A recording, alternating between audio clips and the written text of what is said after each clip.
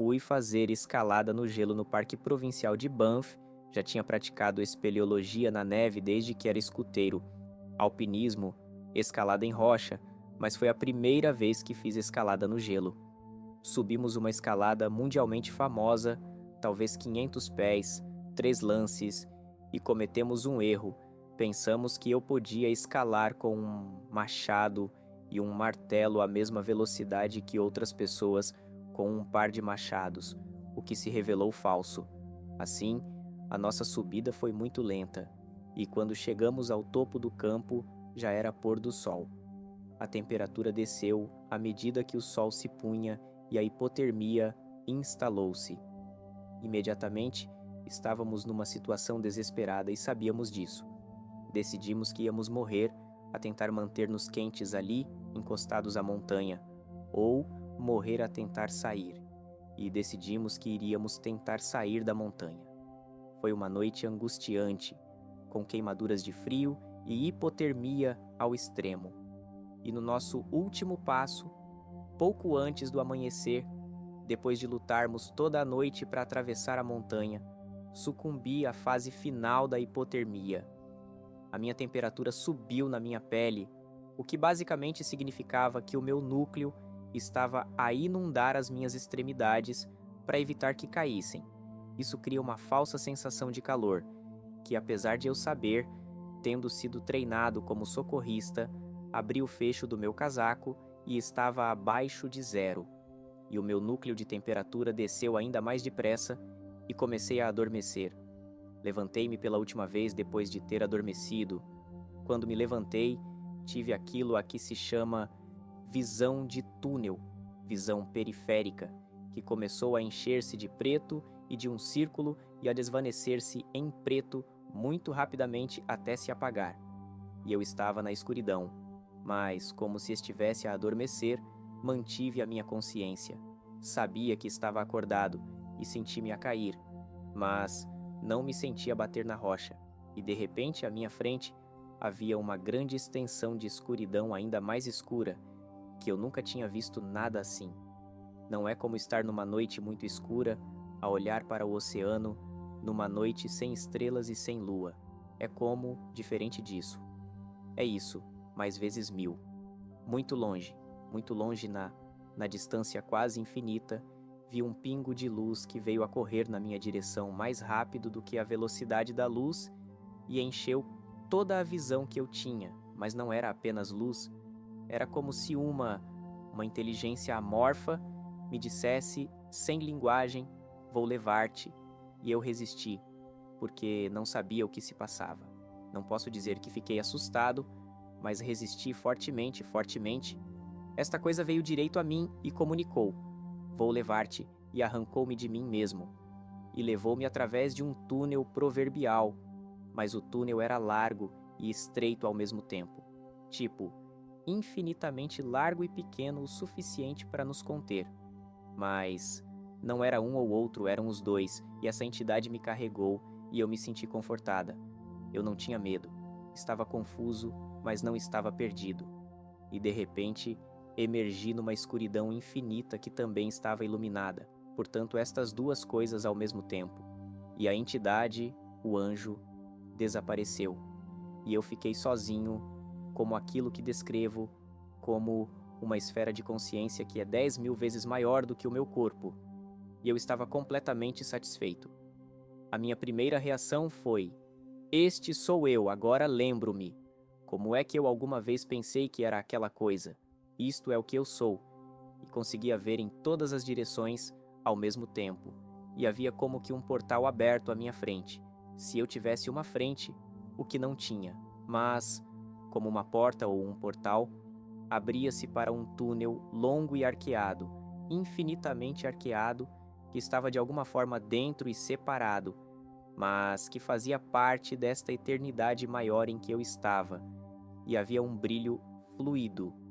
Era transparente, eu podia ver através dele, e translúcido, eu podia ver o brilho ao mesmo tempo. Era um fluxo, e eu toquei esse fluxo com a minha alma, consciência, e era tudo vida. Era a vida de todo o universo, de todos os universos e de toda a vida que já existiu e existirá, e fluiu para dentro de mim. E eu conto isto como numa sequência. Mas sabem, este é um lugar de intemporalidade, o que significa todo o tempo e nenhum tempo, todo o tempo num espaço e nenhum tempo. Por isso, é muito difícil descrevê-lo. Opto por descrevê-lo sequencialmente, nem que seja para minha própria sanidade mental. Então, toquei nesta coisa e ela entrou em mim e chamou o meu nome, mas não o Peter.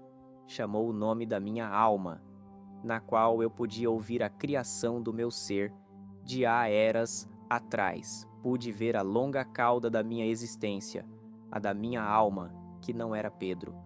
E pude ver a minha própria criação como um fotão, que era onda e partícula como parte da própria luz, mas separado e igual a, mas distinto de. E conseguia ver que tinha outras vidas, mas não conseguia ver quais eram. Mas eu também sabia que elas não eram eu, que o verdadeiro eu era a alma que as continha. Eram pequeninos, como palitos de dente presos dentro dessa alma muito maior e eterna.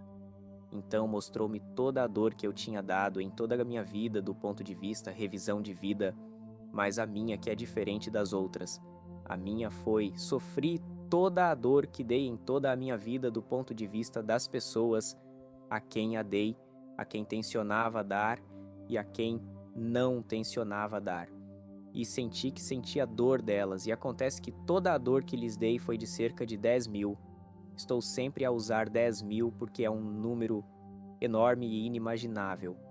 E eu sofri tudo isso, a dor deles, mais vezes 10.000. Eles sofreram um pouco, eu sofri principalmente. E a voz dizia dentro de mim sem som: eu amo-te. Sempre te conheci. Sempre soube estas coisas sobre ti. Conheço-te desde que foste criado. Conheço a cauda longa da tua alma. Sei o que é ser um ser humano nesta vida. Amo-te tal como és. Fui eu que te criei. Sempre te conheci, sempre te amei. E eu estava a passar por este sofrimento de todo o sofrimento que eu dei, mas eu também estava a ser... E eu chamo-lhe o meu próprio inferno. Criei o meu próprio inferno. Também me julgava vergonhoso, não por causa do que tinha feito, porque também me era mostrado simultaneamente que não tinha culpa de ter causado dor. É uma consequência natural de ser um ser humano neste mundo. É assim que as coisas são. E todo ser humano causa dor a outros seres humanos e a si próprio. E é assim que as coisas são. E isso é uma coisa conhecida pelo divino. Levei para casa, para o céu, todo o amor que me foi dado e todo o amor que me foi dado, que eu dei como um tesouro. E de alguma forma, isso ajudou-me a voltar o meu olhar interior para o divino sagrado. E fui, não sei, queimado pelo fogo divino do amor purgativo. Quando deixei de ter coisas de que não precisava, não era como se fossem más. Era como se não precisasse delas, e aqui está como se livrar delas. E assim que elas desapareceram, fiquei cheio desta combinação de verdade, alegria, conhecimento, felicidade, compreensão, compaixão, esperança, adoração, admiração, paraíso. A lista é longa, mas não eram todas coisas separadas, são todas uma coisa só. E a única palavra que eu usaria para resumir tudo, 2 palavras, beleza e amor. Eu ainda estava separado, está bem? Eu era, como diz o Gênesis, como se fosse uma imagem do divino. Eu não era a totalidade do divino, mas era definitivamente como o divino. Eu era uma imagem dele, como um subgrupo dele, da mesma substância, mas ainda assim menos do que. E eu não tinha atravessado o túnel. E eu disse: então eu ainda não atravessei o portal. Tenho de o fazer? Deus disse: não tens de ir. Eu disse: bem, eu tenho uma razão para ficar. Os meus pais estão a sofrer. A minha irmã tinha fugido e desaparecido da nossa vida, e a minha mãe estava essencialmente destroçada. E no instante de um pensamento, fomos varridos pela vastidão do universo. conseguia ver toda a terra ao mesmo tempo, todas as montanhas, rios, riachos, oceanos, peixes, pássaros, animais, árvores, plantas e tudo. Mas em particular, eu podia ver os seres humanos, e os seres humanos eram 7 bilhões de nós, e todos estavam cobertos por um véu singular. O véu como que se estendia sobre tudo no mundo e os seres humanos não conseguiam ver fora do véu. E a voz disse-me que te amo agora, agora, sabes? Sempre te amei e amarei. E este amor não posso dizer-vos como é rico. É qualquer palavra falhar completamente. É todo o universo reunido num buraco negro, como que esmagado, e isso é quanto, e isso nem sequer é suficiente. E ninguém o conseguia ver na terra. Todos eles estavam a viver as suas vidas cotidianas, sendo totalmente amados em particular pelo divino, tal como eu sabia que era, porque eu estava curado e bem, e sem sofrimento. Eu não tinha um corpo para sofrer, não tinha nenhum sofrimento. E a voz disse que, da mesma forma que te amo agora, sempre te amei. E amo todos em particular, incluindo os teus pais, cujos rostos pude ver em particular no tempo do mundo, e pude ver, nas suas almas e nos seus rostos, o seu sofrimento. E eu sabia que a partir do momento em que eu morresse naquela noite, no momento em que eles morressem, o seu sofrimento aumentaria exponencialmente com a perda de 2 filhos. Por isso, mesmo sabendo que tudo ficaria bem para eles quando morressem, optei por não os deixar passar por isso. E então eu disse: posso voltar aqui? Se eu voltar à vida, posso voltar aqui? E a voz disse: sim, mas, sabes, queremos que fiques, mas podes voltar. E eu disse: bem, sabes, posso voltar e ajudar os meus pais que não vão sofrer tanto. Eu escolho viver a minha vida. E a voz disse: tu não vais viver a tua vida, e mandou-me de volta. Sou um clérigo ordenado e servi igrejas congregacionais em Nova Inglaterra durante vários anos, décadas. E eu vim, no dia em que voltei da minha morte, no momento em que voltei, toda a fé foi apagada. Todas as crenças foram apagadas. Regressei, sem qualquer crença na cultura, na religião ou em Deus, porque para mim, Deus não é uma coisa em que se deva acreditar. Eu sei que Deus é real. Sei de onde venho, sei para onde estou a ir. Mas, mais importante ainda, sei que sou conhecido pelo conhecedor de tudo e não posso nunca virar as costas a isso. Não é algo que se desligue. Para além de não ter crença nem fé, não tenho qualquer dúvida. Não tenho dúvidas e não tenho medo nenhum da morte, porque sei para onde vou.